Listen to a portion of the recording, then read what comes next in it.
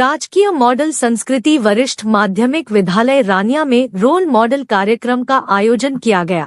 इस कार्यक्रम में रानिया की बेटी नीतू रानी, आशा वर्कर पूजा रानी तथा आंगनबाड़ी वर्कर सुषमा रानी को विशेष रूप से आमंत्रित किया गया तथा इस दौरान स्कूली छात्राओं के अभिभावक भी कार्यक्रम की शोभा बढ़ाने के लिए उपस्थित रहे।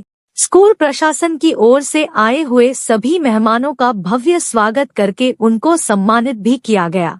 इस अवसर पर अतिथिगणों ने स्कूल की छात्राओं को जीवन में आगे बढ़ने के लिए प्रेरित किया और अपने जीवन के संघर्षों के बारे में भी बताया। इस कार्यक्रम में विद्यालय के कार्य प्रभारी पंकज मेहता, इंद्रजीत कौर, सीमा वधवा, ओम प्रकाश मेहता, संदीप मेहता, हरजीत कौर सहित अन्य उपस्थित थे। और मैं सबसे पहले इनके माताओं का भी धन्यवाद करूंगी जो अपना कीमती समय निकाल कर कोई थे। इन माताओं के लिए तालियां। पिता जो है वो आपको अर्निंग देगा, लेकिन माँ जो है आपके लिए समाज में लड़ती है, क्योंकि उसे पता है कि लड़की ने दो परिवारों को चलाना है। जहाँ से पढ़ के जाएगी तो आगे वाला परिवार जो है वो शिक्षित होगा, उसका मान सम्मान करेगा।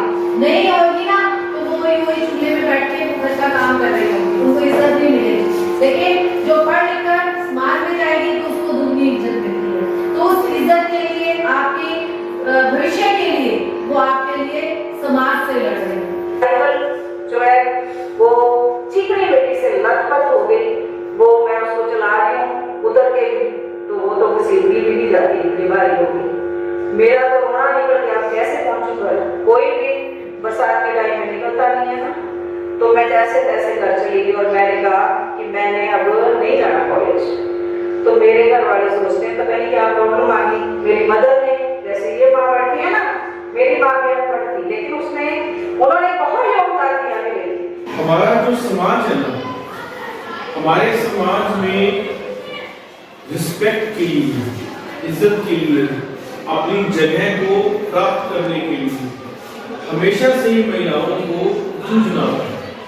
और ये आज का वर्तमान समय नहीं। अब जैसे हमारे बीच आज नीतू जी है, नीतू मैडम है, तो आपने देखा है कि शारीरिक रूप से मतलब पूर्ण रूप से स्वस्थ ना होने के बावजूद भी उन्होंने अपनी पढ़ाई कितनी आगे लेवल तक लेके गए। और बच्चों देखो, पढ़ना सिर्फ नौकरी के लिए नहीं,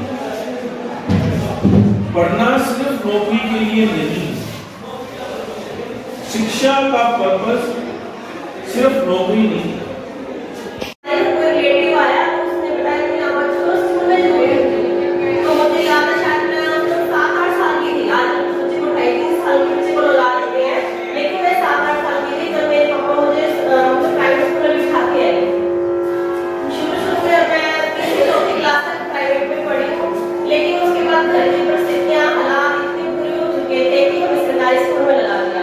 दसवीं तक देखिए हम सरकारी स्कूल में पढ़े, लेकिन 10वीं के बाद मेरे पापा